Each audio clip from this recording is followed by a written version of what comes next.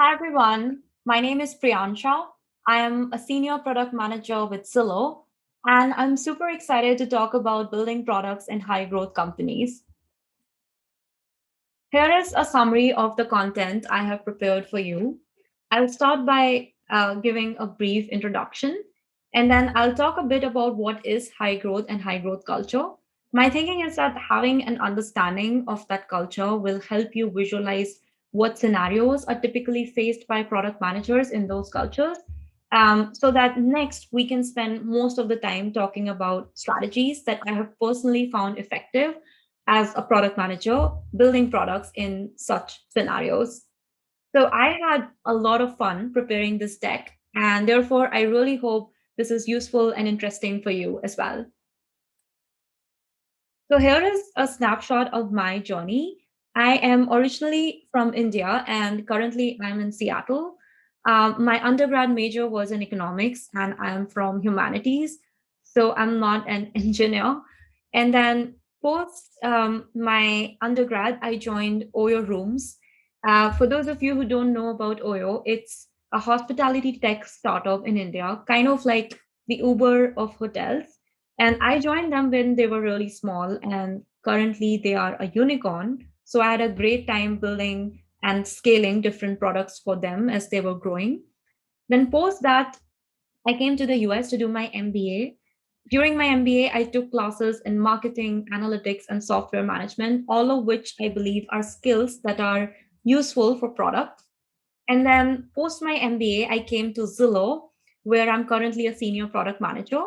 At Zillow, which is, by the way, it's a real estate tech firm based out of US. And I am in Zillow Offers, which is an emerging and really fast growing business unit at Zillow. My role here is to build internal platform products, and I do so by leading a team of engineers and designers.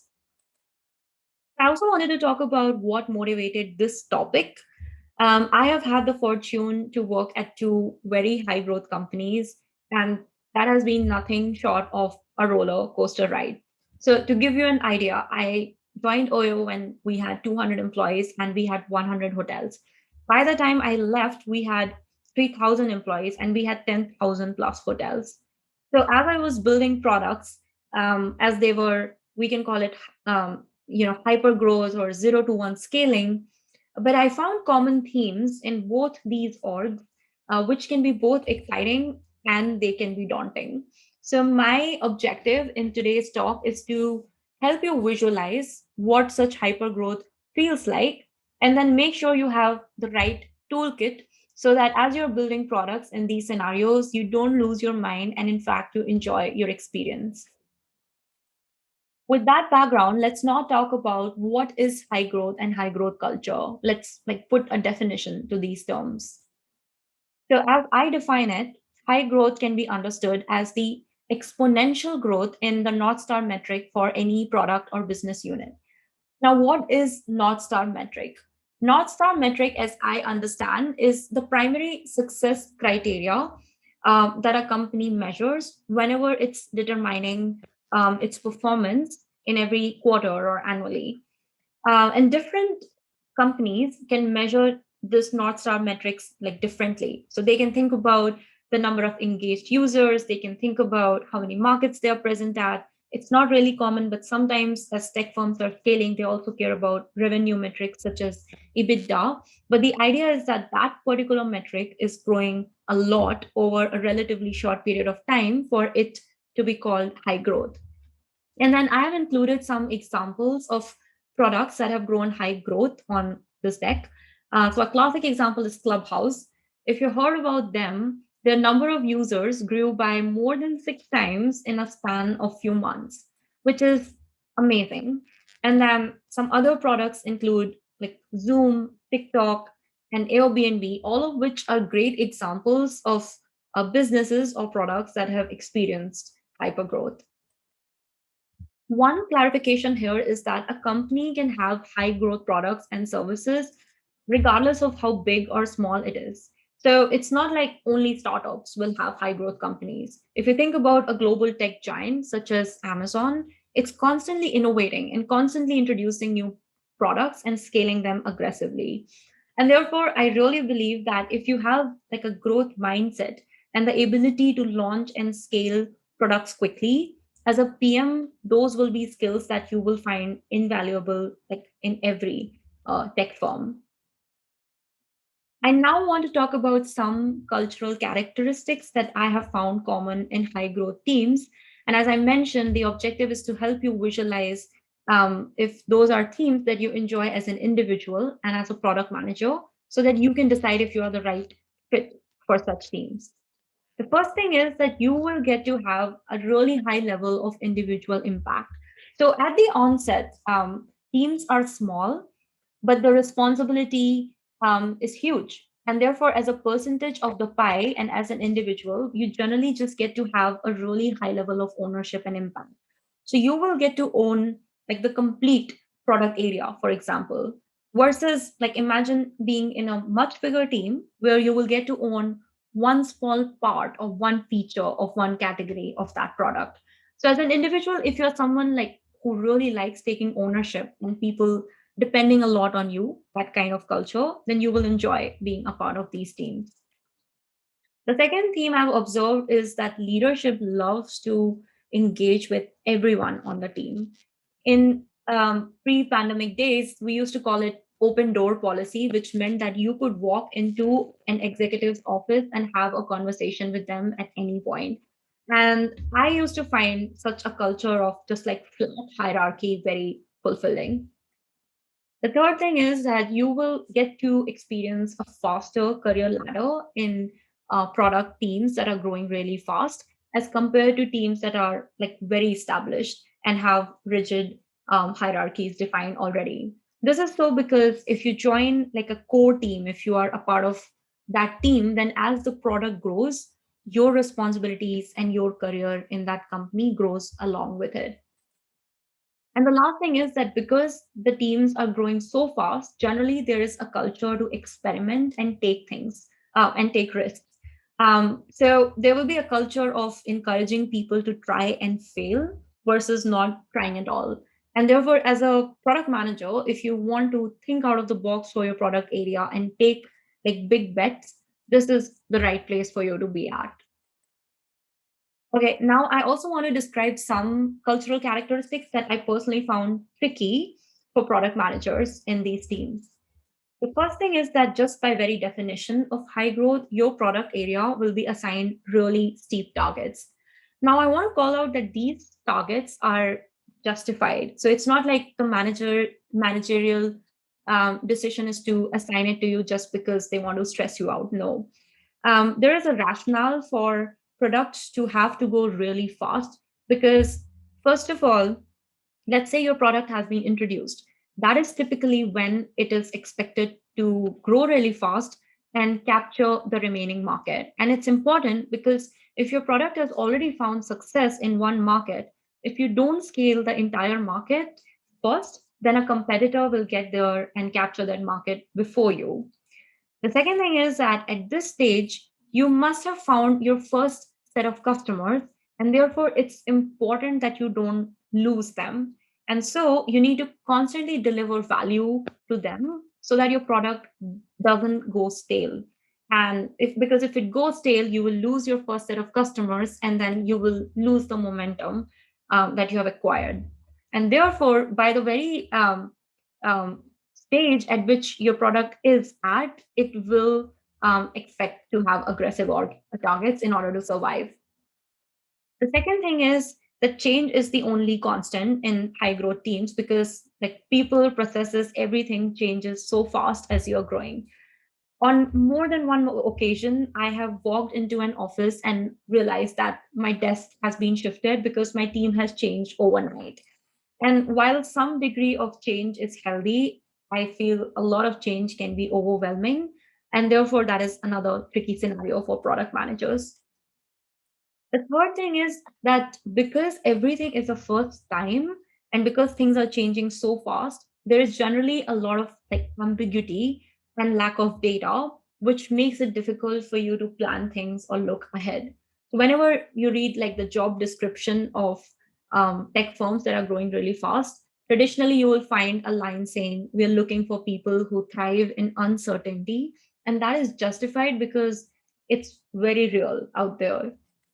And the last thing is that because teams are still forming, because they're still evolving, a lot of responsibilities might be unclear and a lot of support functions might be missing, which again makes it harder for you to develop products because you don't have like fully functioning teams to support you.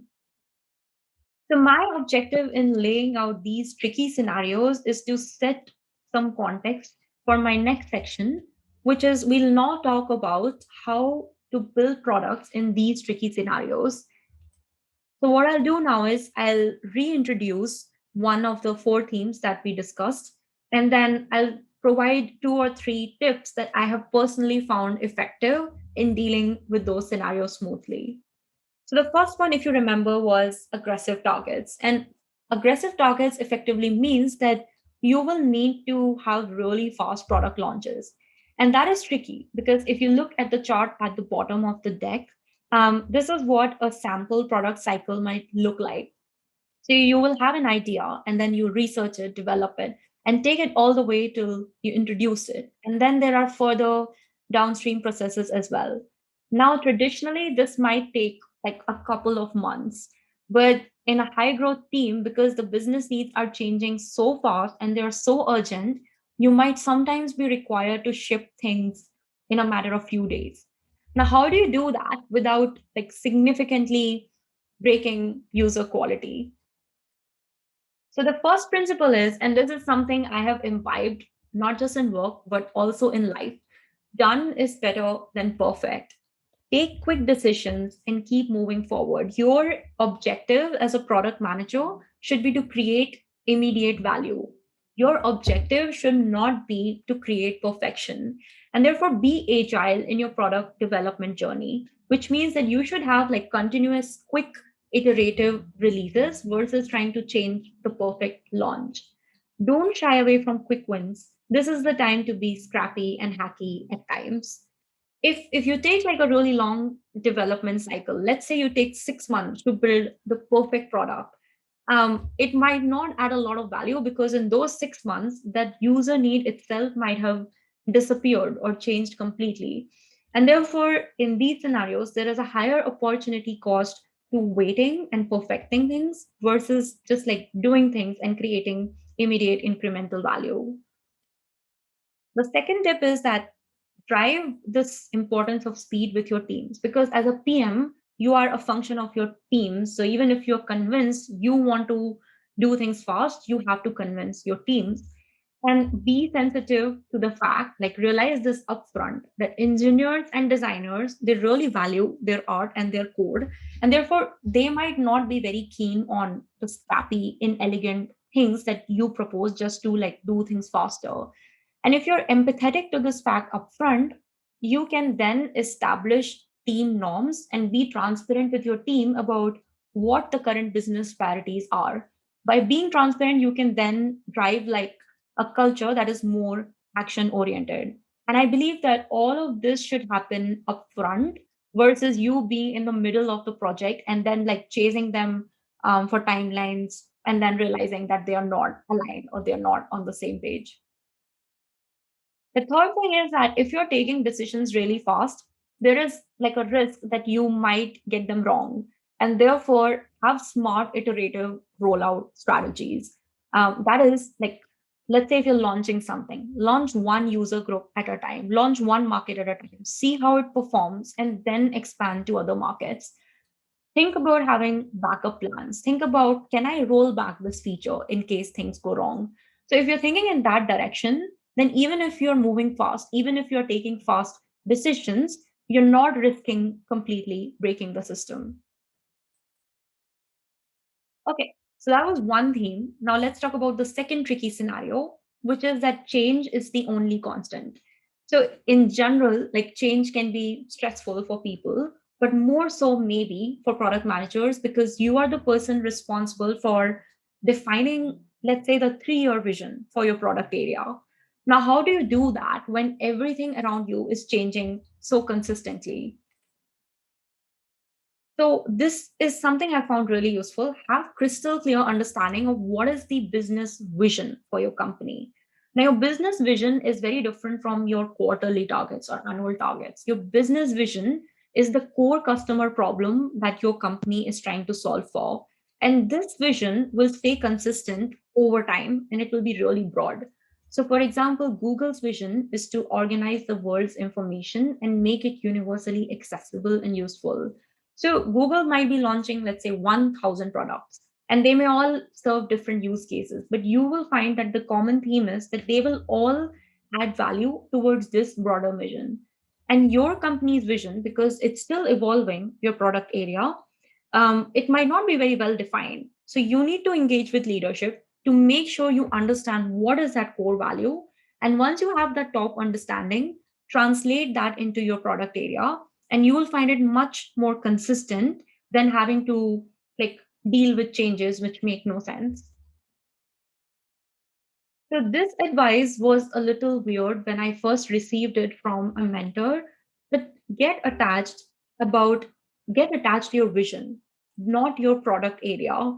Like I used to get really emotional about my product, but I've realized that as things are changing fast, there's a very high chance that your product area might be completely redefined, or it might be transferred to someone else, or it might be killed because user needs change. So Google is a really good example of a company that keeps introducing products and then keeps killing them if things don't work out. And therefore, you don't want to get overwhelmed or you don't want to feel bad about those things. And therefore, if you want to get attached to something, get attached to your core vision that is not going to change, even as things change relatively quickly for your product area. So that was the second theme. The third tricky scenario was lack of data or ambiguity as you're planning.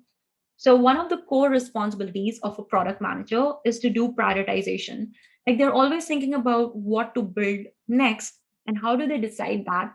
They do like a cost benefit analysis where they try to forecast the value a product will create versus another product feature. And how do you do that when you have no data because you're doing things for the first time and things are uncertain and changing?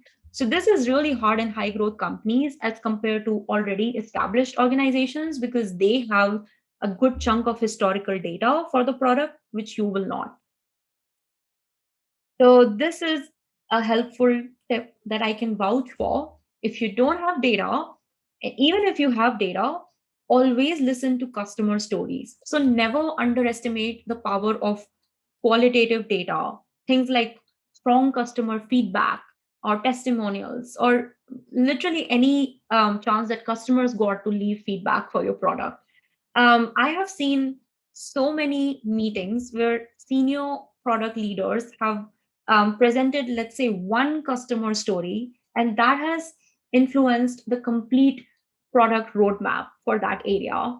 One of my mentors once said that you can learn more from your first five customers than you can by reading all the market research in the world. And therefore, I can vouch for the fact that even if you have like two lines of customer feedback, listen to it and use that to determine what's next for your product. The next thing is that you don't need to have all numbers correctly in order to make a great forecasting model. So, as the product manager, you are the person who's the subject matter expert. You have strong intuition about your product area. So, use that to make consistent assumptions confidently and use that to forecast what will be the value of a product. Also, while you're presenting your product proposals, always like lay out that this is my thinking, this is the framework, these are the assumptions I have made. If you do that, you are much more likely to gain credibility for your proposals with your leadership, even if you don't have perfect data. So this is the last theme. At the onset, if you are in a high growth team, most likely that team will not be fully evolved. And if you look at like this chart, product managers traditionally work with a variety of different stakeholders. There are some that are not even present on this chart, but you will need engineers, you will need designers and research and analytics. But the problem is that as a company is still growing, you might find one or most of these functions missing. Now, if they are missing, how do you build products? And that too, like how do you build them really fast? So the most obvious advice is if you don't have those support functions, do those things yourself. I have often heard like product managers just being band-aid people. So whenever they find a gap, they will be the band-aid who fills that gap. And therefore, it's always helpful to have a secondary skills toolkit, such as in technical details or UX or analytics, so that even if you find some functions missing, you can take those calls and keep moving forward. However, remember that even as you're filling in those gaps, your core value add is like as a product manager. And therefore, in every discussion, let's say you're talking about like implementation details, remember that you are still the primary voice of the customer, and that should not get diluted even as you are taking on secondary responsibilities within product development. Okay, so this is my last tip, and this is applicable not just for product, but everything. Don't burn out. If you think you are burning out, pause, raise your hand, and ask for help. It's especially true in product because ownership is a really good quality with product managers. So, in order to get a product out and in order to make it work successfully, you will say yes to everything. But don't do that if you are about to reach a point where you're completely burning out. You don't want to be in a position where you do that for 6 months. And I have had so many peers who have experienced this, me included, where we have done that for 6 months, and then at the end of 6 months we didn't want to go to job like one more day. And don't do that. Don't burn out. I believe that your manager or your leadership will in fact appreciate it if you're raising your hand for help and asking for more resources. One, because if you're doing that, that means that you are thinking long term, and you recognize that what you're doing is not scalable. So your goals are aligned with their goals because they are also looking at creating scalable processes. Two, if your company is scaling that fast, that probably means that they have resources to invest in hiring more people, and therefore they are in a position to help you do so. And therefore, if you can, always ask for help and you will receive it. So that was all the content I had for you today. To wrap up, building products in high growth companies is rewarding, but can also be challenging. And we discussed some of those challenges, and I have laid out all the strategies that we discussed against each one of them. Thank you so much for your time. And if you want to connect with me, please feel free to reach out to me on LinkedIn. Have a good day. Bye bye.